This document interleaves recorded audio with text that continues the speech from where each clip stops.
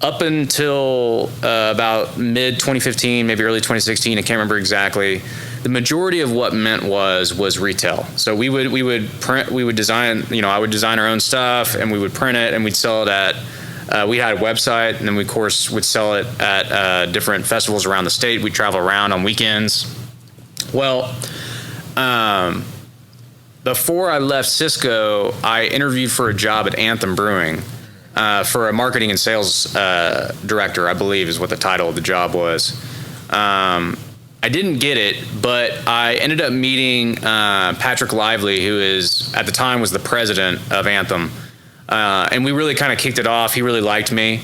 And something I actually brought up in the interview was how breweries, all the apparel I see at breweries are very sort of, I don't know, just out of touch. They're on black T-shirts with white print. There's no character. It's basically just a logo on a black tee, and there's nothing wrong with that, but everyone's doing the same thing. And we kind of had a discussion about that. Well, when I didn't get the job, I took it upon myself to put together a little presentation for him of what I thought Anthem could do, and I sent it to him. And I think within like 24 hours, I got a response from him, and he really, really liked it, and he wanted to set up a meeting.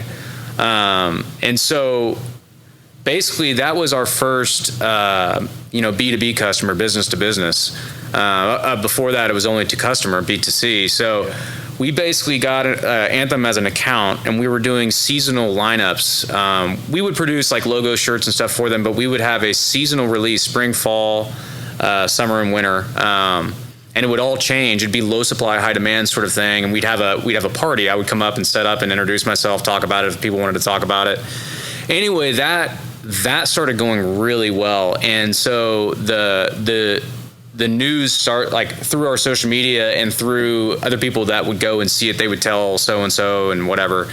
And so I started getting contacted by other businesses wanting us to do their businesses, like shirts and stuff like that. So that sort of kind of snowballed. And what happened was I started getting so busy, and that's what led up to me having to make the decision to leave. Because now all of a sudden it wasn't just me designing T-shirts and setting up on a Saturday.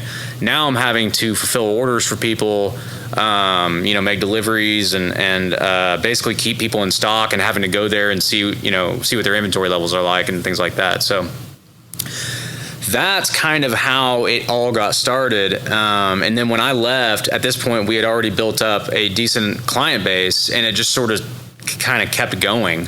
And the majority of our businesses early on were breweries, because I'm a big craft beer fan, and I think people saw what we were doing with Anthem and how we weren't changing their image, but we were making them cool on a level that they weren't cool before. Yeah. And so anyway, it was kind of cool how it all happened. I've always been a fan of like color and fashion. I've mentioned that earlier, but not a lot of people weren't using that as a way to sort of like outfit their own brand. And so that I was, in a way I was kind of a consultant as well. Yeah. So I'd kind of like educate people on, hey, this is in trend right now. This is what people are buying. This is what I think you should do. And so, yeah, left Cisco because of that sort of snowball that happened from Anthem, and it just kind of kept going. Yeah. So